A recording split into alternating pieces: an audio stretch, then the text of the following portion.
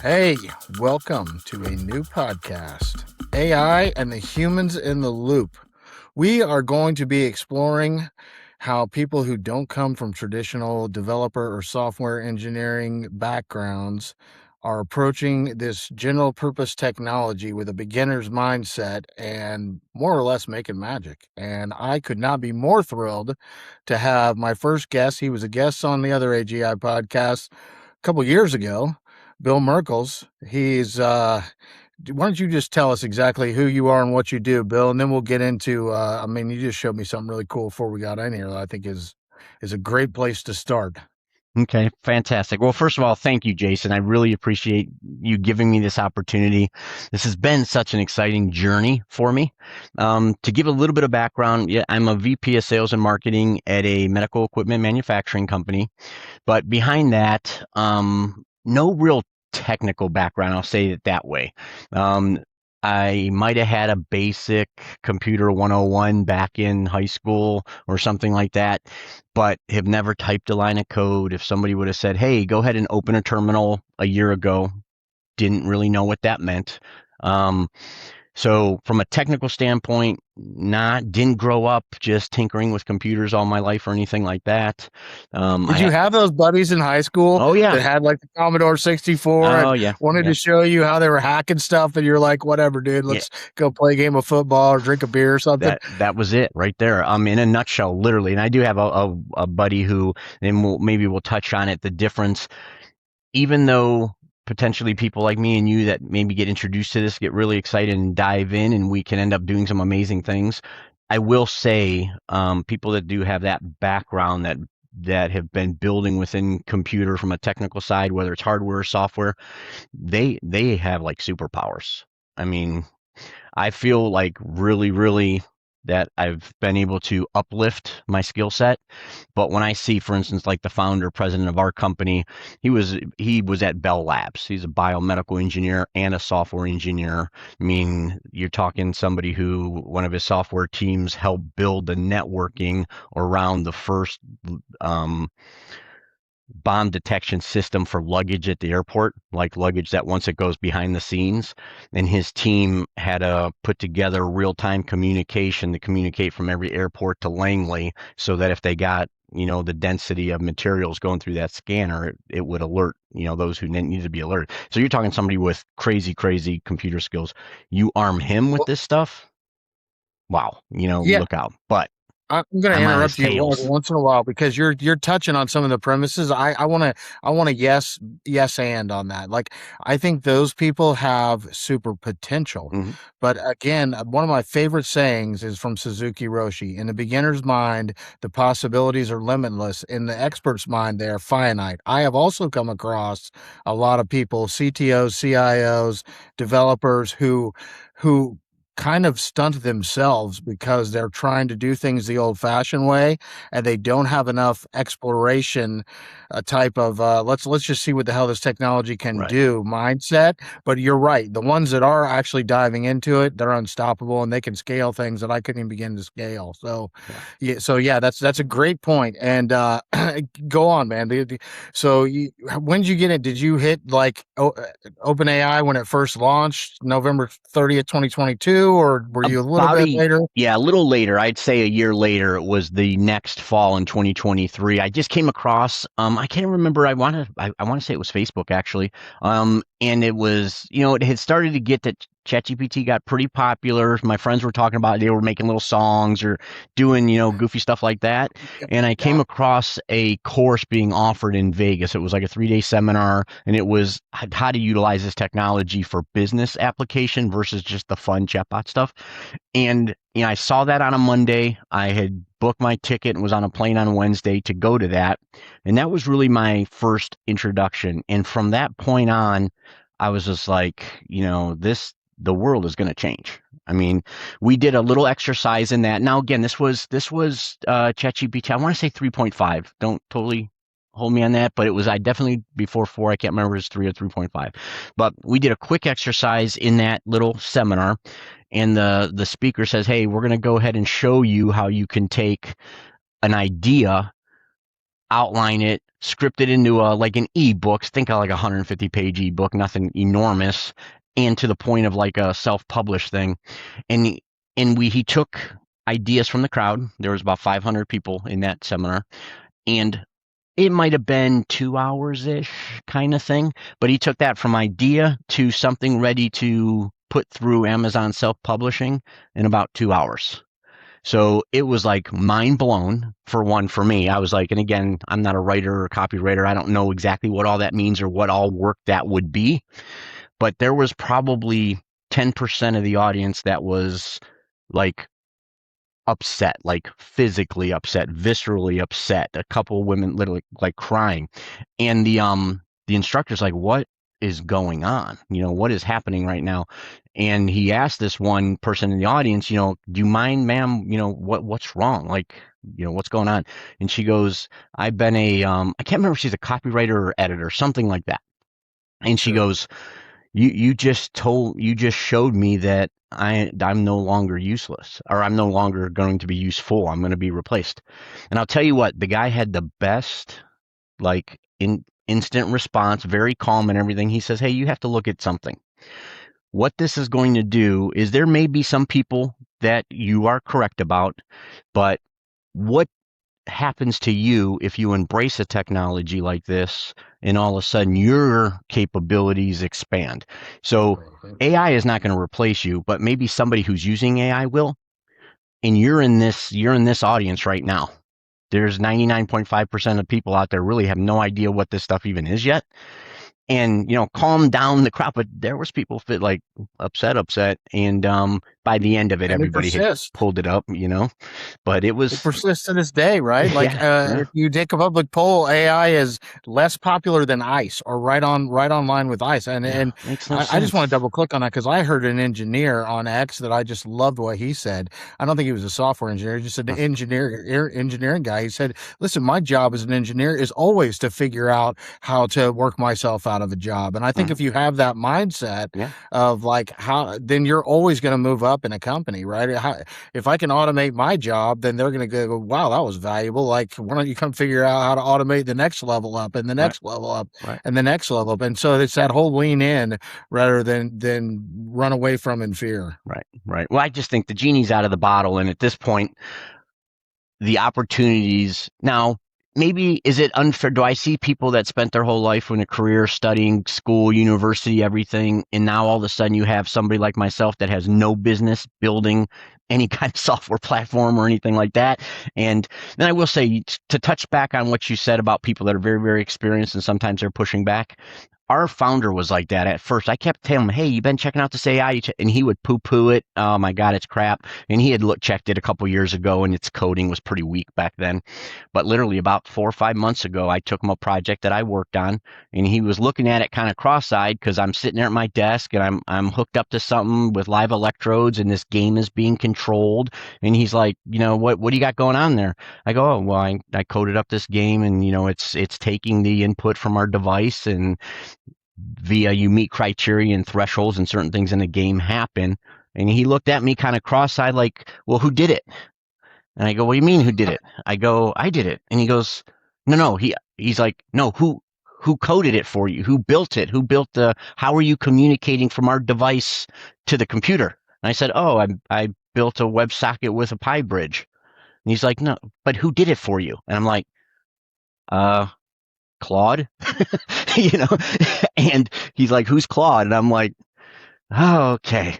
And then I literally introduced it to him, and you saw kind of the fire just like light, like the Yeah. mind blown. And he started looking at it. Now, I will tell you, again, for him, in the last 4 months, he's built a completely new profile or program for our company that, Jason, this probably would have been a team of 10 high level software engineers, minimum a year, probably maybe And he said, he made a statement this week. He said, you know what the problem that would have been? He says, what he's doing is so complex and it's working across Internet of Things and it's controlling and it's got a way to broadcast and you can watch somebody's live neurofeedback session in Philippines from Cleveland and control their system. And it's all, double encrypted and secure and HIPAA and all. He goes, it would have took us a year to scope the project. To Did he put mention how much it would have cost to build it? north of 7 figures. Yeah. Yeah. Yeah. And he's built this thing in about 4 months himself.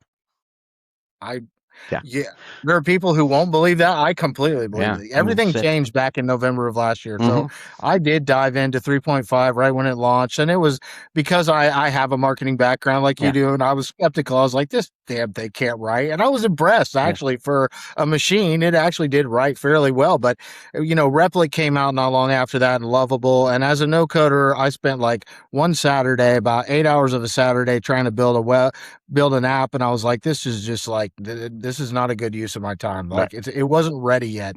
And then around November of last year, Opus 4.6 came out, I think it was. That was the and turning Claude point. Code all of a sudden could do things in my computer and build things for me that were actually functional. And then Codex followed it. And I, for the first time in my life, have a $100 a month ChatGPT account. I absolutely adore Codex, right? And I've got Claude Code, Claude Design, the CLI version of Claude Code, Cowork, and Codex in a Slack channel doing projects on my computer. Yesterday, I spent the entire day working on empathy mapping, like 7 stakeholders and looking at a go-to-market plan for trying to monetize a podcast. And at the end of the day, I asked Codex, I was like, so the amount of work that we just did, it also did a bunch of bug fixes and on my websites and stuff that it built that I have no idea how to maintain. And I have a GitHub repo now. I never had one of those. And I was like, the amount, just take a guess, like in human labor, how long it would have taken someone like me who doesn't have a developer background to do what we did today. And it said lowball estimate about 3 weeks. And I did that in a day and watched some TV some of the time while they were working, like it's just, it's insane. Yeah. It's really, really wild. And, so yeah, I'm older, I'm 56 and I've never been so excited to work, if that makes sense. It does. Now, maybe 53 and I couldn't agree more. Maybe a little bit addiction. I don't know. There could be a little bit. Yeah. Boundaries has never been, I'm an alcoholic in recovery, so I can't say boundaries has never been my problem. But outside of alcohol, I've always been pretty decent with boundaries. I'll turn it off. I'll put it down. My wife said to me at dinner last night, she said, I really think it's paying. I think you spent 3 years in your bedroom pretty much earning a PhD in how to operate this technology, just self-learning. And I'm not fearful of our future at all because of what I can see you do now. I really believe it meant so much to me, but I had to say to her, like, but it's not like old school education. Like, it's not done. If I sit around on my hands 6 months from now, I'll be way out of the loop. Yeah, that is the truest statement right there. I did the same kind of when I went to that conference. I came back, I putzed around for some months, and then I joined a certification program, and I went through that and got certified in AI consulting, implementation, and data analysis. Fantastic program. And what sold me on that specific program was you go through as a student, you get your certification, but you're a student for life, basically. So they keep re-ramping the same certification course. Now they got other courses you can do too, but that certification course is I took 2.0.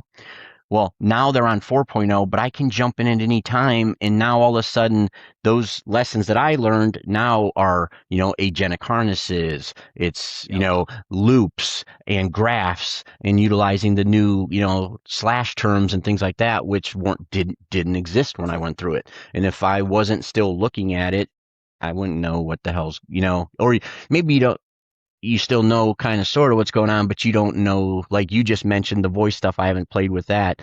You don't pay attention for 3 days and you feel behind. Yeah, it is kind of cool. So my wife also walked by today and said, "Oh, so you picked a ChatGPT voice that sounds like me?" And I was like, "Well, actually, that was originally the Scarlett Johansson voice, and they've altered it a little bit, but whatever you want to think. But yes, it's like Jarvis now in Mm. my bedroom. Instead of everyone walking by and hearing me with whisper flow, having a one-sided communication with a computer, it is a two-way communication. And I think Thinking Machines Labs actually came up with the technology first, but Yeah. OpenAI has launched it to where it can talk to you in the foreground and be running research or doing Oh, projects in the wow. background. And so it is a Jarvis style communication that's insane. I've been using it all weekend. Oh, yeah. See, I'm now I know what the rest of my Sunday after this is going to be. Thank you, Jason. I appreciate it. You're welcome. And apparently, so this is kind of funny because I said and I don't anthropomorphize these things. I still think they're very much machines, but they're great at natural language processing. But I said, it's kind of weird to talk to you because as I started using Whisperflow, I started kind of envisioning AI as Jarvis, and yet you're a female voice, which is kind of odd. So it does a little research and come back and says, well, actually, Tony Stark later on in the series had a female predecessor or after Jarvis, it Mhm. had Friday, which stands for like I don't know, something Right. uh female replacement intelligence system. And I Right. was like, okay, I'm not going to start calling you that, but that's nice to know. Yeah. Thank you. No doubt. No doubt. Yeah. Absolutely. Absolutely. It's a wild world for sure. Wild world. It's awesome. It is a wild world, and I want to get into what you're doing. And Sure. I want you to demo, but I want to run a theory by you. And listen, man, I'm a debater on the Myers Briggs, like so. That's how I unpack things. I always welcome feedback of any kind, like if Hmm. you disagree. But what I've started to see being involved in as a no coder, kind of diving into this in business processes, and even starting to automate some stuff myself, is there seems to be this new talent pool that's yet undiscovered, and it's people who don't necessarily come from a data analytics or software analytics background, and yet they kind of understand the theory of mind of these large language models and multimodal language models, and they're very good at orchestrating them. And as we get into the whole like having an on-prem model and then using a Hmm. router and having to figure out like what models are best for what, like there seems to be this new group of people who are still kind of considered tinkerers, but they may have some real business value. Now, like you said earlier, I would say they still need those expertise to make sure that everything is secure and that Sure. the code's cleaned up and whatnot. But they oftentimes bring this beginner's mindset that has some unlocks that your traditional software people may overlook. Right. Couldn't agree more. And I'll tell you the way I'd frame it. You can see if maybe we're on the same page or not. I think in engineering and development, and especially at the software level, you have kind of a specific personality set for an engineer. Um, when you get into the business side, creative side, things like that, it's kind of it's almost like that left brain, right brain scenario. And now what you're doing is now you have this powerful sidekick. You get all of the benefits of the creative mind with the ability to put together the engineering mind to follow. I think creatives, this is why I think we're going to see technological explosion, and it's based on what you're saying, because looking forward, imagination, creation tends not to come from the engineering mindset. Engineers are great at creating what somebody else was thinking up. Now, in real time, the person thinking up can begin creating. So I think you end up with just an explosion of opportunities that you couldn't do in, I don't want to say old school, but kind of the traditional. It just was very, very different. And oftentimes when you're trying to explain to an engineer, as like even when I was trying to work with my founder, my partner, he's so precise with language. He's so that you're trying to explain something. I know what I'm trying to explain, and he's looking at me like I'm speaking Mandarin. I mean, he's like, I don't know what the hell you're talking about. And I'm like, oh, just do that. But it's weird because when I do that to the AI, we go back and forth a little bit. I might have to clarify, but it seems to be able to pull the idea and translate it where I might struggle with the actual person. If that, I don't know if that makes sense, but Oh, It makes total sense. And I've told this story on the podcast many times, but I had a guy I worked for in healthcare who was just brilliant, and most of the people that he employed were not as brilliant. He was more of a like give people a chance kind of, and there were Hmm. these boots on the ground type EMTs and peer recovery coaches, and there was often a disconnect in language between him and the staff. And I started using recording our leadership meetings and then having ChatGPT translate what he had to say into something that would resonate with them. And that was phenomenal. But to take that a step further, what I've found, so I have been through event design class, design thinking, right, Hmm. really resonates with me. And I'm more of a design thinker because people who are in a design system or design school are very usually demanding that you follow the process to a T, right? I like to borrow pieces of the process that fit any given project. And so I find that Claude Code and Codex think more like an engineer, and Claude Design thinks more like a designer. Ooh, And so interesting. oftentimes I do my planning with design and then have it translate that to the more software driven coding type agents in a way that will resonate with them. And it almost is a liaison. Okay, I'm going to steal that just so you know right now. That sounds like a fantastic idea, and I have not thought of that, but that is brilliant. That is It's brilliant. I great. do go back and forth with just my regular. I always have like my VS Code with Claude inside Claude Code in the VS Code, and then I have a separate instance where I'm just going back and forth for like an advisor. But I liked the design concept of that. That's a great. Yeah. All right, taking it. I mean, Opus 5 is great at design, actually. So finally, you can get aesthetics out of Claude as Mhm. of like yesterday. But Right. prior to that, I was not impressed with Claude Design as a Figma type tool. But I was heavily impressed at how I could say, "Listen, turn this into a whiteboard with sticky notes on it as an HTML, and let's talk through it." And next thing you know, I mean, that's what my room looks like. It's covered with sticky notes and whiteboards. Nice. So I have like I have like an AI that I can work with that gets me. And anytime that I would tell like Codex to do that, it would be like a literal board with rows of things. It did not like messy sticky notes, Right. like a design canvas. So yeah, I try it out and then make sure Yeah. you let me know how it goes for you. For sure. Will do. Will do. Absolutely. But you're doing some cool stuff. Share your screen. Talk All about right. what you built. All right. Let me get it up here. Right. So you'll have to tell me, make sure you're seeing something here. Yep, it So looks like a little virtual world going on there. absolutely, absolutely. So just giving a little bit of background, and right now you're going to notice the colors are pretty grayed out and stuff like that. This would be connected to an electroencephalogram. So imagine like a device that measures brain waves off the scalp of a patient or client, with the intent to identify what's the current state of those brain waves, and then with feedback, both visual and auditory feedback, can we teach the brain over time to re-regulate itself.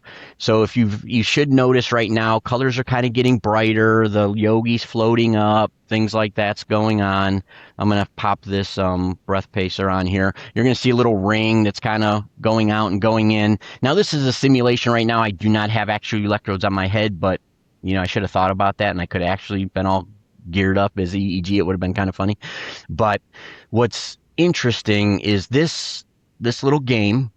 Again, for somebody who's never coded before, this was written from scratch. The game didn't exist. The idea didn't exist. The breath pacer didn't exist. This was working with, and I was using Claude, working with Claude, discussing what I wanted to happen, building out a spec sheet. It did create a very, very detailed phase document that then I basically dumped in my VS Code with Claude Code into that, and we started building. And I will say, I don't know if I could tell you the exact hours, but as a core prototype, it was probably built in an afternoon. The polished version that you see here probably has a total of maybe 30 hours in it, 35 hours.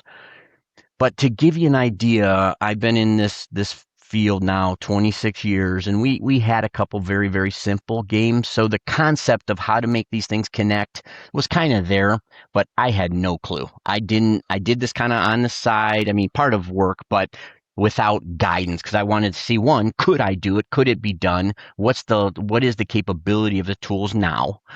And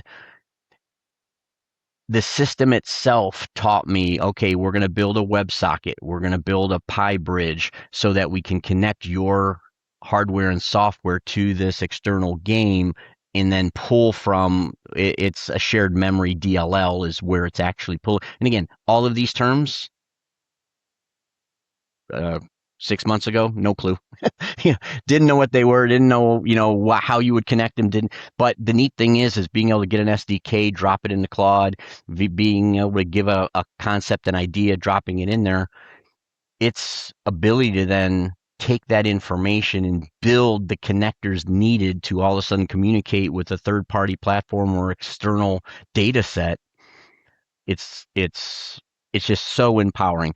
And our goal here is now, instead of, a game like this taking a team, 3 months, 6 months, whatever, but it's a team. It's not one guy with, marketing and sales background. It for the company, it just it's hard for me to even come up with words, because I know how much it's going to mean for the growth, and it's going to mean for mental health. For us, we're looking at, there's not a lot out there to treat people on the mental health side that's not pharmaceutically driven. And oftentimes that doesn't solve it for everybody. Most of the time it's masking things. This is a technology that helps retrain the brain so that you don't need medication. So it's a long-term fix. It's no longer a mask. So it's a passion. We've been at it for a while. And now knowing we can take all this technology to the next level so much more efficiently and fast, it's pretty cool. But Listen, I have questions, but yeah, first I got a HTL timeout. So what yep. I hear you saying is Mhm. that you've been spending a whole bunch of time with AI and you're not getting dumber like No. Wall-E World. You have Oh, actually learned things that you had no idea how to do before you started diving into this technology. yes, 10x.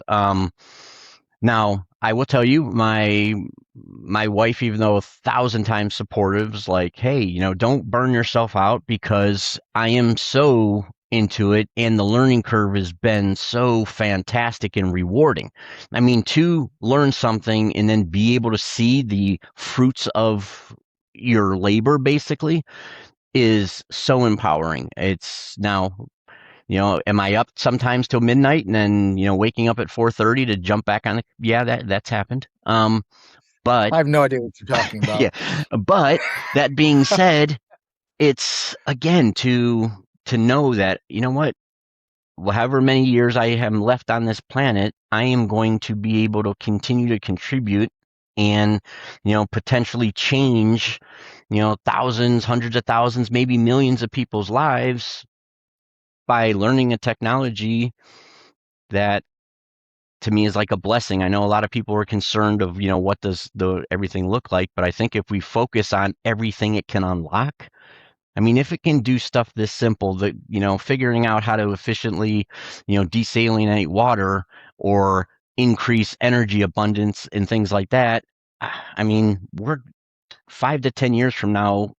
I don't know how the hardest problems aren't solved. I really Standing at don't. the foothills of the singularity. I don't think Yeah. I don't take Demis Hassabis as somebody who makes No. statements like that Yeah. just to sell products. And Mm-mm. when he said it, I was like, Yeah. yeah, Yeah. Yeah. yeah, you're kind of there. So I didn't just quote Zen Mind, Beginner's Mind when we first started this Hmm.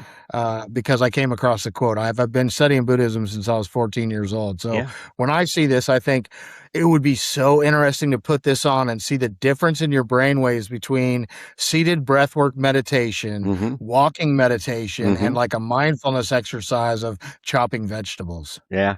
Absolutely. And I'll tell you what, and I didn't bring it. I should have brought it, because it would have been neat to show you on the camera. So another project, one of the, 28 repositories going right now. I got hooked up with a guy at a conference a year ago, and he was building a set of glasses that he has electronics in, and they basically are able to polarize. You know how you have some sunglasses, they're clear, you walk outside, they get dark for you with the sun. Sure. He's able to do it with electronics so that he can get instantaneous polarization of the glasses. Kind of follow me there? So Yep. then the goal, what they'd been doing it is they've been using it with like heart rate variability, stuff like that. But I said, hey, I got a great idea here. We do work with a lot of different kinds of disorders and conditions, and one of them is autism, so it's a little close to my heart. And oftentimes it's tricky to get like somebody, depending on where they're at in the spectrum, to sit in front of a computer and engage in something that they may not be that interested in. It can be a battle for a clinician to make that happen. But so he makes these glasses. I'm like, I wonder if I could figure out how to write a Pi bridge to connect to them via Bluetooth, drive it with my program so they're now fading in and fading out.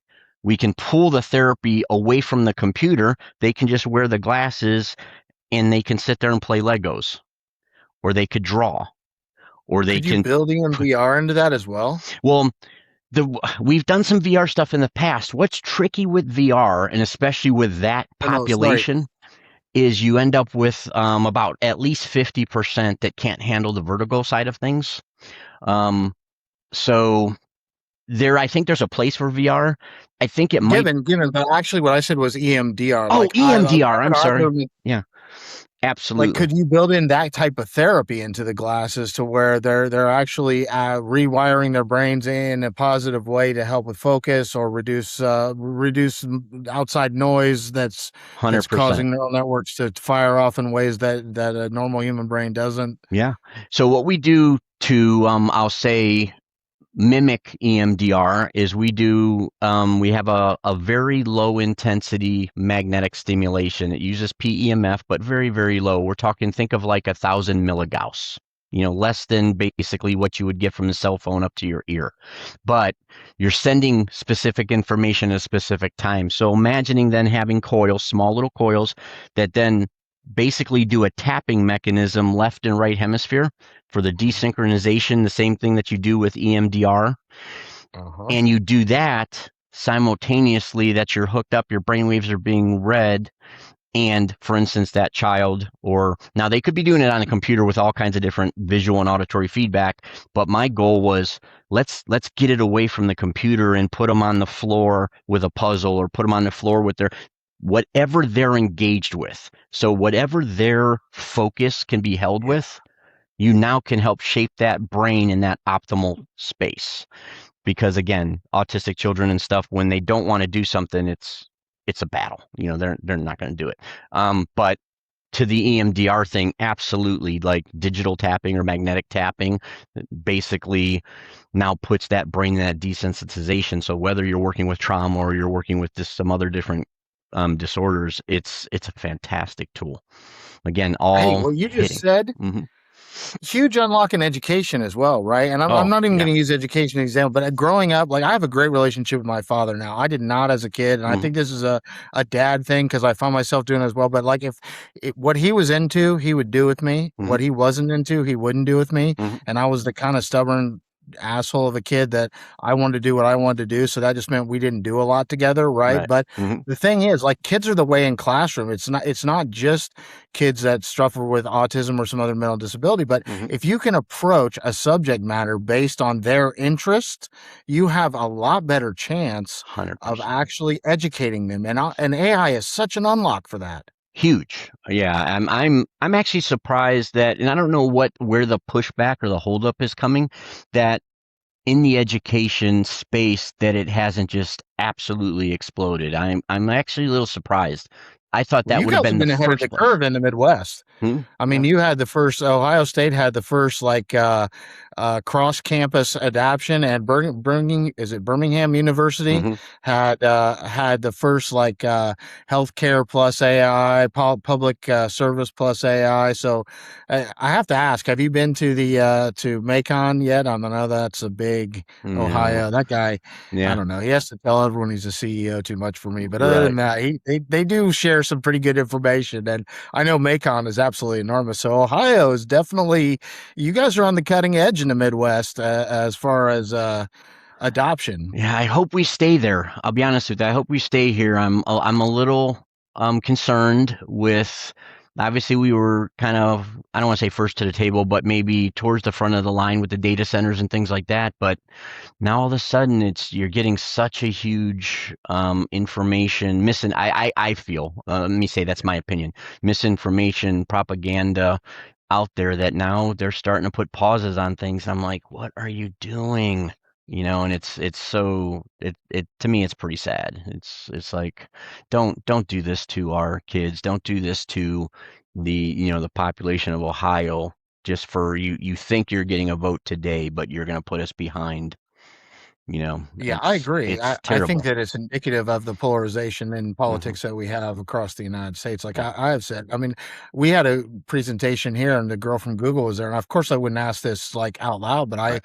I approached her afterwards and I said, if I was talking to a community about what Google is going to do, I would make sure that I was versed in Karen Howe's book, Empire of AI, because I don't like Karen Howe. And I think that she inflated some of that, but there's a lot of information in that book that says you guys made a lot of promises in South America that you never followed through with. So there Yeah. could easily be people sitting in an audience who think that you're going to do the same thing, and you should address how that's not going to happen. I think we That's a aren't good way to having the put it. pragmatic conversations about data centers because we're either, oh my gosh, they're going to go somewhere else if we don't give them free taxes for 25 years like we do football teams, which is not a good move, or Right. they're on the other side of like they're going to drain every lake in the state within 10 days and we're Not going to true. not have any water, and the actual reality is somewhere in between, and we should be leaning on these people that want to build data centers to say, what are you going to bring to our community along with your data center Right. that's going to make lasting impact, because you all have very deep pockets and we want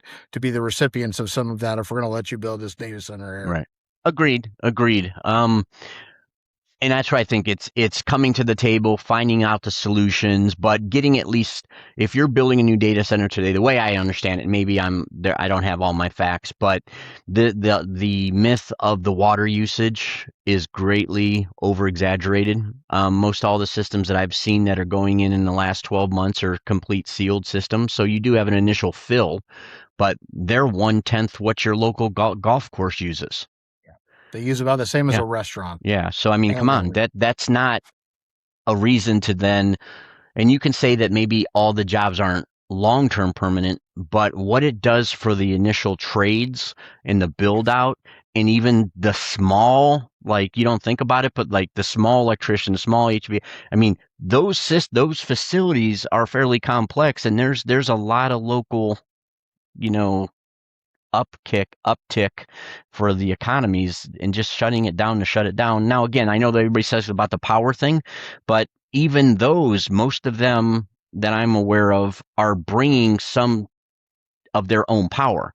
So if you Yeah. mandate that, and I'll tell you what, if I was a data center, founder, builder, whatever, that was what you should go to the community with. Hey, we're gonna go ahead. We're gonna go out in this rural area. We're not trying to put it in the middle of your city, and we're gonna put 10 acres of solar farm in, and we're gonna end up dropping your current electricity 5-10% in cost because we're gonna oversupply the grid for what we're taking. It doesn't A lot seem of them that are hard to using solve. it, to be honest, and they are Mhm. creating some pollution. Yeah, I will yeah, say that I've looked into it a lot. The water thing is a bunch of crap, yeah. but that is the fault of American regulation and the fact that we can't get nuclear built fast enough, because Right. there's no excuse for why they have to be doing that, Right. other than we have overregulated industries and all these electric companies want to keep their monopolies. They don't want somebody subsidizing electricity Right. because they don't make any money off of it. So Right. I would say, in my opinion, and again, I'm just an opinionated guy too, but in my opinion, any problems that data centers are caused more by our reluctance to look at pragmatic uses and their Hmm. their long time usefulness. To say we don't want data centers is like back in when they paved highways to be like, Yeah. no, we're going to stick with the horse and buggy thing. You guys go ahead and build your highway around our state, please. Yeah. Yeah, there's I think there's a lot of parallels there. It's history always repeating itself with a different lens. It is interesting, and I'm glad. The last company I was with, I didn't mean this as an insult to them at all, but when they offered me a job, I said, "You're an AI company. Like, I don't care what you do. Yes, I want the job. Like Right, the fact that you're a behavioral health right, application, which totally aligns with everything that I do, right. is like 10 times like awesome. But if any AI company offered me a job, I would say yes, because that is the safer side of things to be on, right? Hmm. Leaning into this technology, working with this technology. I do think that if you look at any revolution, the industrial revolution, the Pope has a lot of good points. Like there is usually a period of Transition. adjustment that is uncomfortable for a lot of people. And with a technology that's moving faster than anything we've ever seen, that could get a little weird for a while. I You know, agree. there's two things I say to my family, my daughter, because I was a Marine, I'm kind of a smart ass, and I have a 15-year-old, and I'm like, one, at 55 or 53, it's awesome to be excited about life again. Yeah. And two, worst case scenario, if it breaks the Terminator way, like I'm old anyway. But you're screwed. You're only 15, so good luck. Right, right, no doubt, no doubt. And I mean, I get that there's the, is it utopia, is it dystopia, which way does it go? And Hollywood definitely has not helped us to prepare. I think it's really easy for a lot of people to see how bad it could go, and I get it. Um, but I don't think they're paying attention to all the good that could happen. I I mean, agree. you I take that agree. 10,000-foot step back and you even look over the last 50 years and you look at poverty rates globally, you look at disease, the curves are in the right direction. It might not always feel like it in, somebody's own, silo of their life. They might think, oh, it was better in the old days. Not from a macro side of things. And as again diseases and vaccines and longevity and all these things hopefully continue to go forward. I mean, I think we could be in for just a fantastic future. I'm sure there'll be bumps and bruises along the way, but Well, I we don't know. put the spotlight on the wrong people. Yeah, We always have, right? I mean, I would argue, and I'm a Republican, but I would argue that our president currently, like, how the hell did a reality TV star become president of the United States? yeah, And it's because we so value drama. And if you look at the AI landscape, I had Dimitri Shapiro on my podcast a couple years ago when I first got into Mind Studio. He's a Google guy, you know, opened his own company, and I was talking about Mira Murati and Sam and some of the people that were in the spotlight then, and he was like, "It's just ridiculous that somebody like you even knows who those people are, right?" And I would say today it's ridiculous that people don't know who Feifei Li or hmm, Demis Hassabis right, or Jan LeCun, the yeah, people who are really doing important, powerful work that's not just about eliminating white collar work right, that they're doing that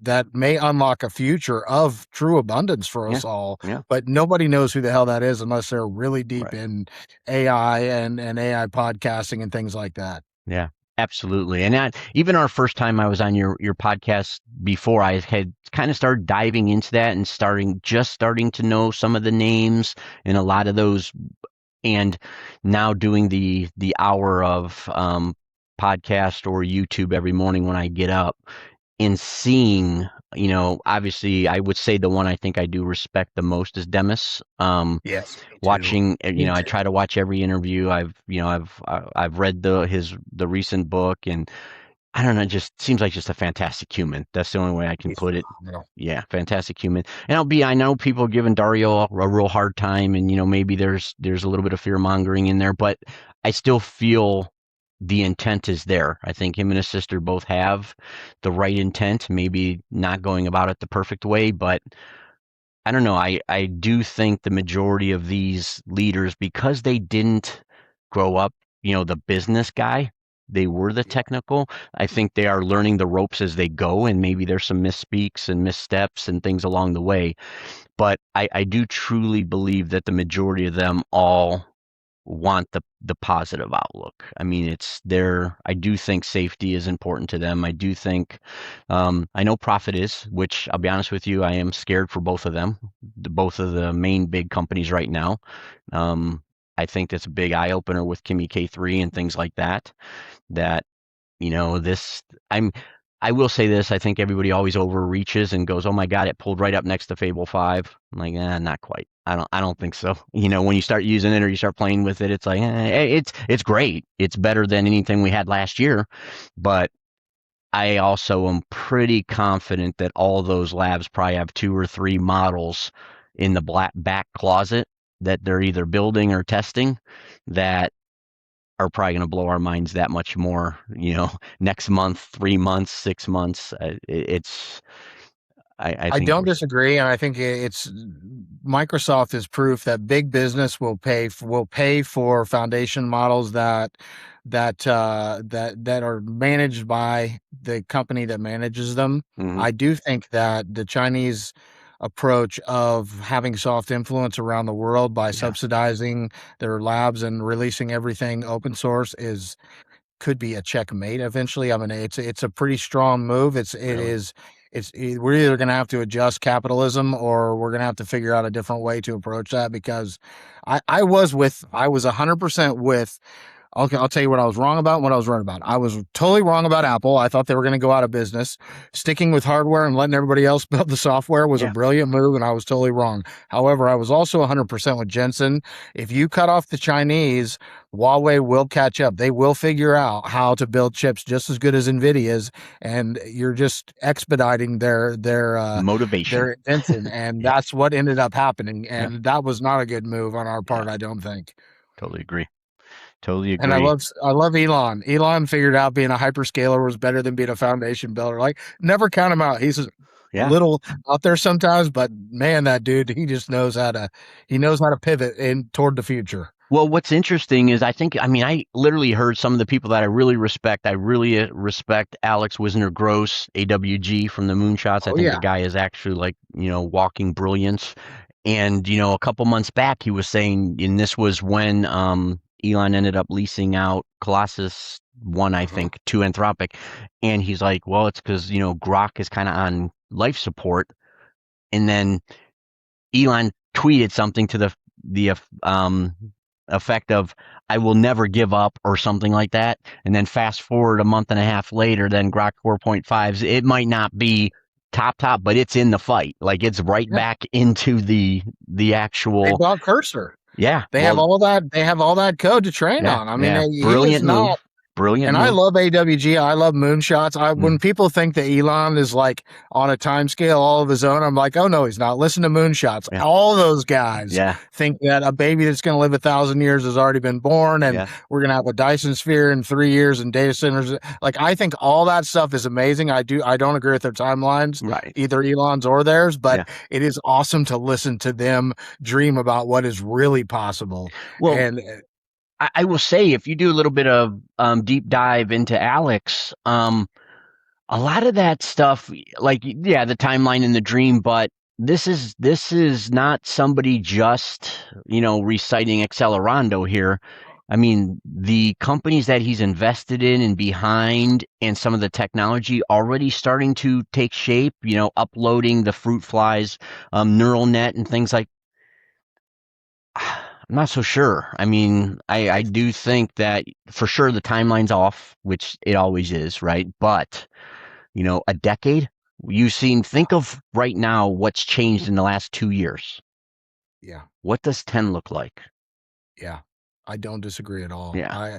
My wife, I told her 2030 back in 2023. She's like, "When are you going to start seeing all this?" I said, "Oh, by 2030, the world will look very different." Yeah. And she still asked me, "Are you still stick with that timeline?" And I say, "Yeah, I still Absolutely. think the next 3 years are going to be game changing, let Yeah. alone the next decade. I think Yeah. economically, the next 3 years, when you get into like curing cancer and Yeah. extended life and all that, you're probably looking at more like a decade, but we could very well be Maybe. in a Blade Runner type of either utopia, dystopia, or midtopia Right. in you and I's lifetime. Yeah. No, I agree. Um, and I tell you, it's tricky. I can't remember what you said, how old your kids are, but mine are. I have a 21 and a 23-year-old, and the 21-year-old is down at FIT, in Florida Institute of Technology, computer kid, Awesome. and probably 6 months, a year ago, I was kind of fearful, to be honest with you. I was looking at the landscape, going, are we investing all this money? I mean, he's got a little bit of a partial scholarship, but it's still it. When you're all said and done, you're going to be, north of six figures of some student loans for him and stuff like that. That then Dad said, if you graduate, I'll take care of. And I'm like, damn, I shouldn't have said that so loud. But but anyways, that being said, I was sitting there going, wow, should this kid really be doing this? I mean, he could be just watching YouTube and learning on his own. Do we really need to invest? But I will tell you, even the 2 years he's been there, and he does like intern for us over the summer, and obviously they're pretty cutting edge and forward thinking with the AI and everything down there. They're not a school that's like, hey, you now if you blatantly plagiarize or something, you'd be in trouble. But Sure. their goal is to utilize these tools, and their expectation is your work output should reflect you're doing this. Yep. If you're going to refuse to do this and your work looks inferior, your your grade's gonna, so you're now getting graded with the expectation that there's no way you should not be able to do this with everything at your fingertips, right? Yeah. And I love that. I'm like, oh, that's fantastic. And he says, the fear down there is, the kids are worried for jobs and stuff like that. But I said, and the game that I was showing and stuff, like he's this summer dove in, and we have another one. I don't have it on this computer to demo for you, but it's much more sophisticated. And Dad started it, Dad built it, Dad looked at it and thought, wow, man, I did a fantastic job. And he walks in and he's like, what are you doing? And I'm like, oh, I did this game, check it out, it's a racing game, it's like a mini Gran Turismo or something. He's like, whatever. He goes, you need this, you need that, you need a HUD, you need this, you need that. He goes, let me see your in-car, view or whatever. I'm like, oh, I didn't do that yet. It's like, nobody's going to play a racing game without that. And I'm like, whatever. So I went ahead and transferred him, hooked him into my repo. And then at work, when he was working, he did what I'd say is hardening and polishing Huh? and uplifting the game. I mean, Y- I he's just got think it's 20 years of game, or not 20, but he's got 10 years of gaming. His eye and creativity to take that game from where I thought it was good to now I look at it, I'm like, this shit looks like a full professional game studio did it. And we're getting ready. And I'm like, damn. And I told him, you just showed yourself that you're never going to be in a situation that you don't have an opportunity to do something, whether it's for somebody else or for yourself. We could just as easily spin up a company next week, and within a Mhm. week after that, be developing games across multitude of medical platforms to do this with.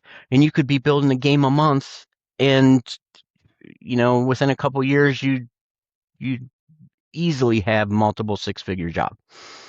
Well, to bring it full circle, to Mm-hmm. me, and this is somewhat of a simplification, but I really think whether you're talking about copyright or you're talking about computer science, it's just moving in copyright because marketing resonates with me. Mm-hmm. I just tell people, look, if you go back to old school newspaper, right, there was a bunch of reporters and there was an editor. The editor can write anytime they want to. Nobody's saying you can't write anymore because you're now the editor. They have the choice, but they also have the taste and the eye, and now they have a whole team of reporters. Yeah. So they put out a hell of a lot more, and they're just the linchpin to it. To me, that's in marketing what AI does for you as well. It turns you into an editor.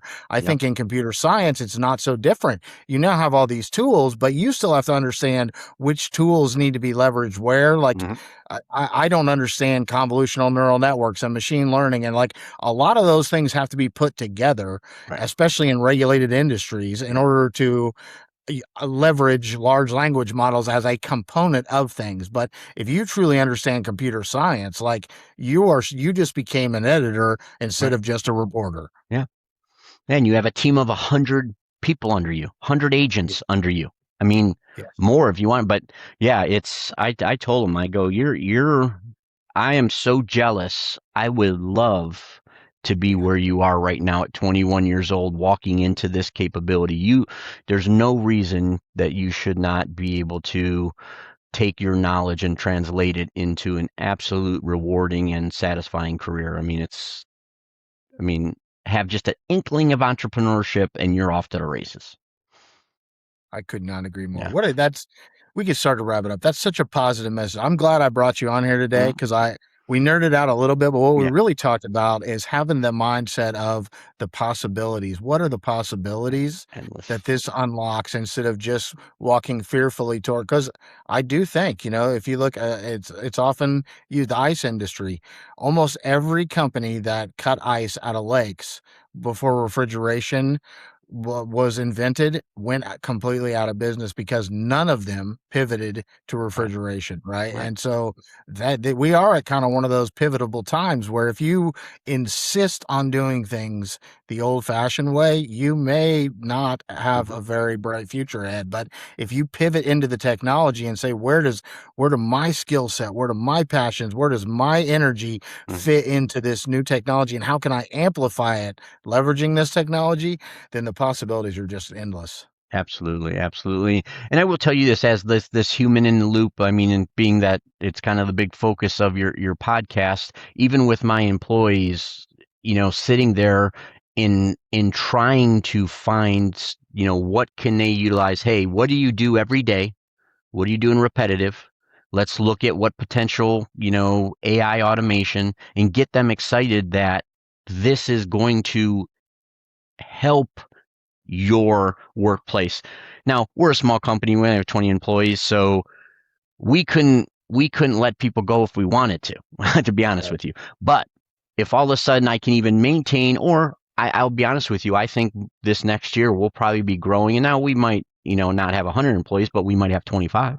And but if those 25 and at least 12 of them are in positions that AI makes sense, like, somebody packing a box probably doesn't need AI. But um, that being said, they're going to be able to expand. And now you don't have to stay just in tech support. You can now all of a sudden be tech support and have an idea that maybe we should develop this, or maybe we should develop that, or maybe, I mean, I almost want everybody to be able to lose the silo of a job description, open your mind. You've now been here however long. What problems do you see that we have? What problems do our clients have? What problems does patients have? And try to solve it. Come up with a plan. We'll all work together to solve it. And now we have an unlimited support system to help us do that. No You excuses know, you're anymore. you're you are describing what I think is probably the successful business model of the future, which is kind of taking down those guardrails. Hmm. And a lot of the more successful companies like Ernst and Young, some of those progressive companies historically have had like incubator Yeah, little project, right? Well, really your business just becomes one big incubator, like where 100%. everyone is welcome to share idea and you can spin up a prototype so cheap and Yeah. so easy that you don't have to waste Yeah. 6 months in R&D on an idea, right? You can spend 6 hours on it, and if it doesn't look like it's going to fit, okay, let's Hmm. move on to the next. And as long as that feels like a safe environment where Hmm. people don't feel like they're going to be laughed at for bringing those things forward, all of a sudden you're an incubator as a company, Right. and you can grow very, very rapidly. Absolutely. Absolutely. And it's even the ideas, with because they're talking to doctors all the time, or I'll say clinicians because they're cross discipline. They're talking all the time in different situations to then come up with, you know, um, ideas that for a newsletter that goes out to our, that, you've had three people have this issue. You now have a tool. Go ahead and create a newsletter based on those topics of, again, explaining it, issuing a potential solution. How do they implement it at the clinic? And we'll send it out. And, you can now all of a sudden be authoring, you were a tech support guy and now all of a sudden you're on the internet here and there. If you choose, I wouldn't Yeah. force them to do it, but you can all of a sudden start doing, your own, whether it's a newsletter or podcast or, any type of videos and stuff like that. And, some will embrace, some might still push back, but I'm not going to penalize you if you don't embrace it. But it's one of those scenarios where I just can't wait to see the enthusiasm because I already have some teammates that they may be a little bit behind because I kind of dove in, head first, but they're coming up fast. Like and especially you get the 25, 28, 32. I mean, they are, if you can get them past the initial pushback and they start using it, now all of a sudden you watch the light bulb go off. You Yeah. watch as they create their first thing and they bring it to you and it's exciting. And it's so rewarding to watch them kind of grow, and I think it's going to be a tool for everybody to grow there, regardless of this sector you're in. Yeah, I can't let you go yet because you just brought up two things that I No, want no, to no, tap no. on real And quick. I don't have a cutoff. I just know last time Okay. that I kept you on too long, and I want to do that to you again. No. I listen. If we go Lex Friedman style, whatever. As long if I have an audience like him someday, good. Yeah, yeah, That or Dwar Cash or one of these guys. But actually, Moonshots goes like 2.5 hours yeah. Oh now, my God, and I listen to every damn minute of it. every Not month. in one sitting, but I do. Yeah, yeah, for sure. But so two things that you said that Hmm. really resonate with me. One is an idea, and one is that I think that's what K through 12 needs to be doing Oh is the God, teachers yes. need to stop worrying about being experts at the tech. They are so used to being experts at anything that they teach. Just learn how to be safe guides through the Hmm. technology, and then Yes. put it in these little kids' hands and let them show you. Hmm. I mean, hell, I can remember my kids are 27, 23, and 15. I can remember my 15-year-old when she was 5, and my dad said, Mia, I need my iPad. And she looked at him and said, or I need my phone. And she looked at him and said, just use your iPad, Grandpa. It does the same thing. Like she already knew more about technology, and he's not a boomer that's like anti-technology, right? Right. So let these kids show us. But the other thing that you brought up that really I haven't thought about in a little while, but I've worked with some software engineers out of San Fran, and like in marketing, I think you're going to develop two different rails of marketing. You're still going to have your Coca-Cola and your Pepsi and these places where their brand has to stay, every font, every color Right. on par, no matter, but the majority, good enough is going to be good enough. And a brand is going to become more of a vibe Hmm. and a feeling for a company than it is like it has to be this font, this hex color, Hmm. this, this messaging. And you can, as a company, build in a Claude project or something that steers what your employees create to Of make course. sure that it fits into the heuristic of your company's basic tone and voice, right? But it 100%. opens it up a lot. And I think that's a better world and a more Yeah. colorful world. Yeah.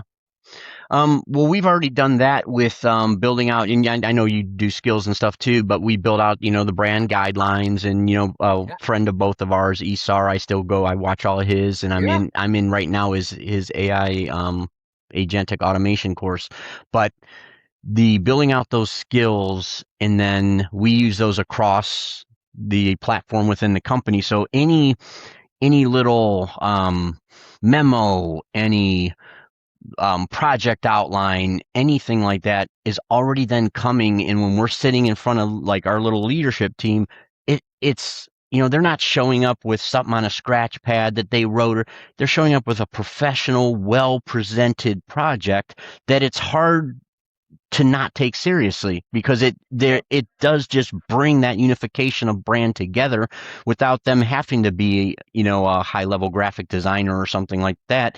You encode it one time, you give it a very sophisticated brand guideline. I mean, you're off to the races now. And I will say this about marketing, and I'm probably wrong, but it's just a path I want to try. Is I don't think that, the best photo, the best layout, the best, stuff like that is as important anymore as the value of the content you put forward. I think we're going to move into a world where there's going to be so much out there that what's going to be embraced is, what are you putting forward? What are you teaching somebody? What are you showing somebody? It's not going to be the layout of, the picture or something like that. I think really the media is going to move to a very value rich content in education, or at least for us, because maybe it's because of where we land in the healthcare mental health side of things. I don't think people are that worried about, what does your brand look like, as much as what does your brand bring to me as somebody suffering, and how do I get to the place that maybe I won't be.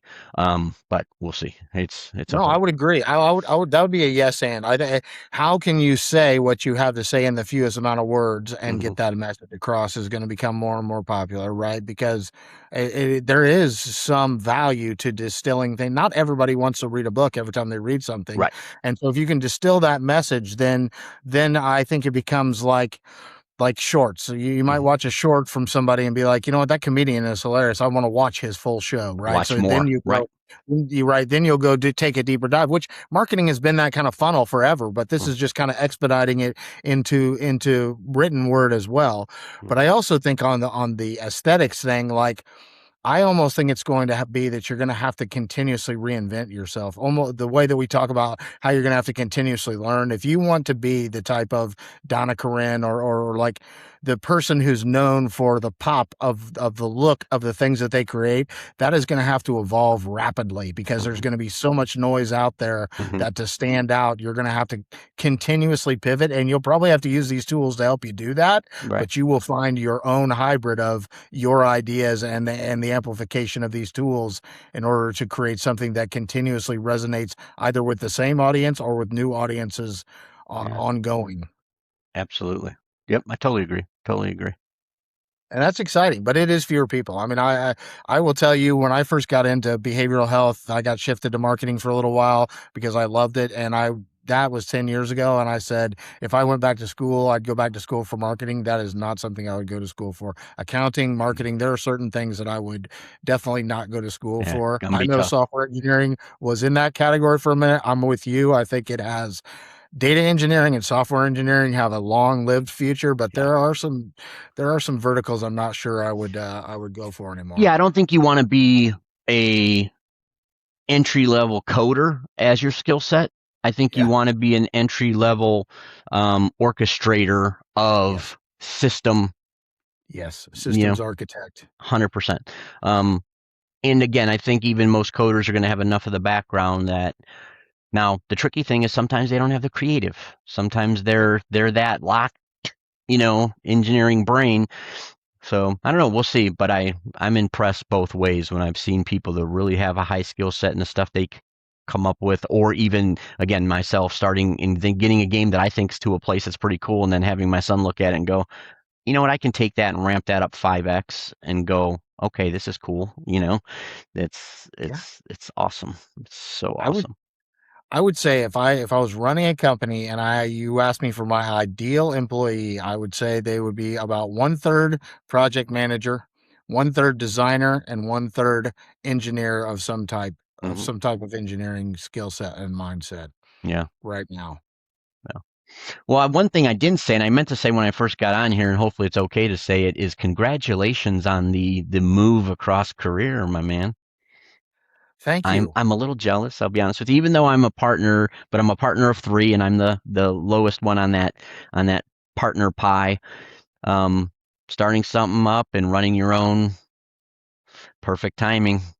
I don't, I thank you. It's yeah, scary, and I know. I may take another role. I'm not sure that I'll ever take another role where that has to be my time. I think that the future of work is having deliverables, and as long as you get those deliverables delivered and they're to par with what's asked of you, then what you do with the rest of your time is up to you. I think that's the Hmm. freedom that I look for, because I do think that, but it's not easy in the Midwest to try to do AI consulting or that kind of thing and building products. Now you're getting into venture capital, and Hmm. that's a whole different. Indiana really Indiana wants enterprise. I mean, we Yeah, do. We historically everybody have. I does. don't know what Ohio's like, but Same. we like Lilly. We like Agar Novus. We're not Right. Silicon Valley. We're not Right. looking to pump a bunch of money into some kid that dropped out of Purdue because he had an idea about a software that may or Hmm. may not make it. That's Right. not really the Midwest. So Hmm. it's intimidating, but I appreciate the vote of confidence, and we'll see where it takes me. I think you're gonna do awesome. I do. Well, I hope you'll keep in touch. Oh, 100%. And I super really appreciate it. I always enjoy talking to you. It's super cool. I could not have had a better first guest. I just have Oh, to come on. thank you because the positive vibes that have come out of this show are that's exactly what I'm looking for. Not just to highlight people who are doing stuff with AI that don't have a computer science background, but people who have an optimistic outlook for where this technology may take us all. Thank you, Bill. Yep. I'm going to leave you with one last thing that was kind of funny. That was a funny thing with my wife. This was basically 2 days ago started, but kind of hit the head, yesterday morning. And I can be a procrastinator with jobs around the house. I'll be honest. I'll throw that out there first, right? So we have a long hallway, and we have about 9 pictures that we purchased to go like get hung up in this hallway. And I've been dreading hanging these freaking pictures. I know that sounds like ridiculous. That's like a dude just hanging a picture. But when you have 9 of them and you're trying to figure out, do I put 2 here and 1 here, and it says long hallway, and I'm like, oh my god. Are they where she wanted them? Well, even with trying to do it with her, because you can't step back in a hallway. You kind of look at him like, oh, this sucks. And then I'll give her the credit because she's not real super techie at all. But she goes, is there anything that, you do all this AI stuff? Is there anything that you can do to give us an idea how to do this? And I'm like, what the hell have I been doing? Why haven't I thought of this? So I did 2 things. At first I'm like, okay, I had all the pictures lined up along, like just on the floor of the hallway. I take a picture from this angle, go to the other end of the hallway, take a picture from this angle, the picture's light up. I throw it into ChatGPT and I'm like, hey, can you try to give me 3 different scenarios of how these may be hung to create the right balance to make them, because they were different. Some are different sizes, some are portraits, some are, portraits or landscapes. And so it did a pretty good, it gave us and she's like, wow, that's super cool. And I'm like, you know what we should do? I should go ahead and talk to my Claude agent and spec out, could I create an app that'll build a 3D model of this hallway, but we have other rooms that she wants to do this stuff to, and including changing color and carpeting and furniture and this and that. And I literally got myself into a rabbit hole and started building out, and we already have the MVP. Now it's not polished, it's not done, that it'll literally, I can take pictures of a room, it'll spin up a 3D version of the room with the current furniture in it, but get rid of any other junk that's in the room. So it'll give me a clean room. And then I can pick wall color, I can put woodwork color, different things like that. And I'm like, again, I can't see that 2 years from now or something like that. You won't literally need to do something, go, blah, blah, blah, blah, blah, blah, blah, and boom, have the program you need at your fingertips. Man, you're better at using it with your wife too. Yeah. Can I tell you a funny one so my wife was an English teacher. She now runs a group home for a CMHC, and has moved into mental health 15 years ago. Well, she was an English teacher.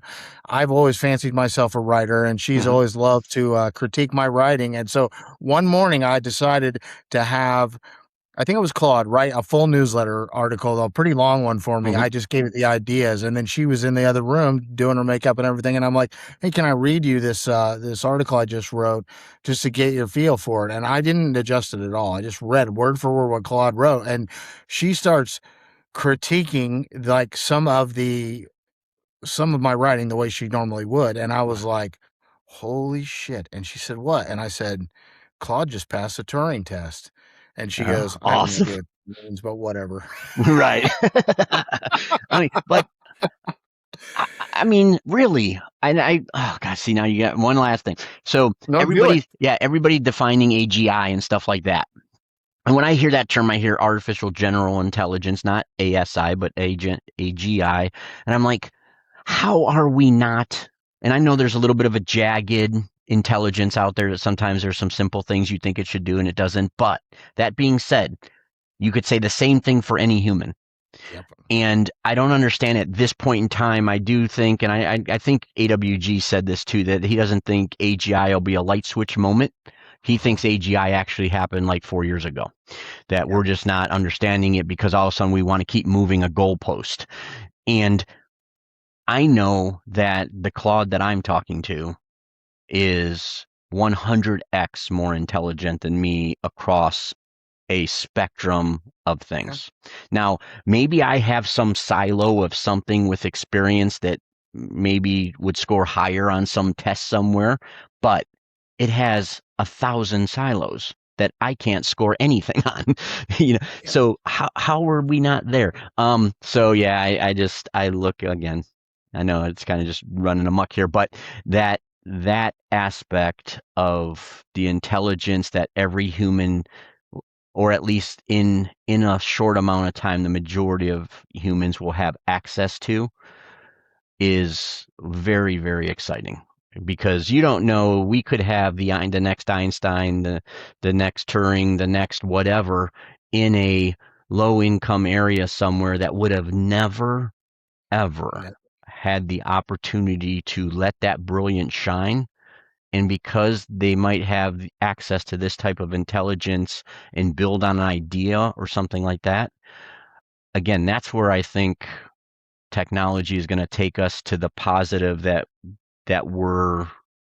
our minds will be blown on what gets built from the most obscure I corner of the totally earth somewhere, that somebody comes up with to solve some of these that will, in hindsight, look like, how did we not think of that?